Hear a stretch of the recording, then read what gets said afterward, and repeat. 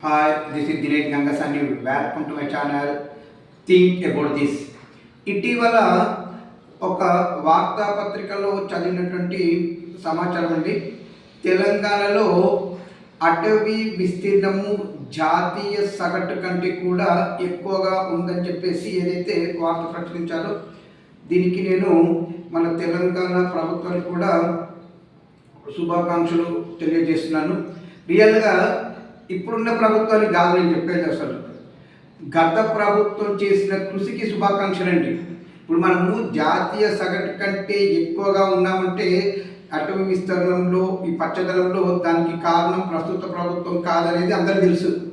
గత 10 ఏళ్ల బీఆర్ఎస్ హయాంలో కేసీఆర్ తీసుకున్నటువంటి ఈ వన మహోత్సవానికి సంబంధించినటువంటి సంరక్షణ చర్యలు ఏదైతే ఉన్నాయో, చెట్ల పెంపకానికి సంబంధించి ఏదైతే చర్యలు తీసుకున్నారో వాటి ఫలితమే ఈరోజు మనకు కనబడుతూనే ఉంది. ఇంకా చెప్పాలంటే కాస్త ఎక్కువనే ఉండాలి, కానీ ఈ 2 ఏళ్ల కాలం నుండి ఏమైంది, ఉన్న చెట్లను అక్కడెక్కడ కొట్టేస్తున్నట్టుగా కనబడుతూనే ఉంది. నేను కూడా చూస్తూనే ఉన్నాను. ప్రస్తుతం హైదరాబాద్లో కూడా అక్కడెక్కడ చాలా చెట్లను కొట్టేశారండి. అంటే కేసీఆర్ ప్రభుత్వ హయాంలో నాటినటువంటి చెట్లు ఏదైతే ఉన్నాయో, సంరక్షణ చేసి వాటి పెంచారో వాటి ఫలితం వల్లనే మనం ఈరోజు కొత్త జాతీయ స్థాయిలో జాతీయ అటవీ విస్తరణ కంటే కూడా మనం ఎక్కువ ఉండడానికి కారణం అదే.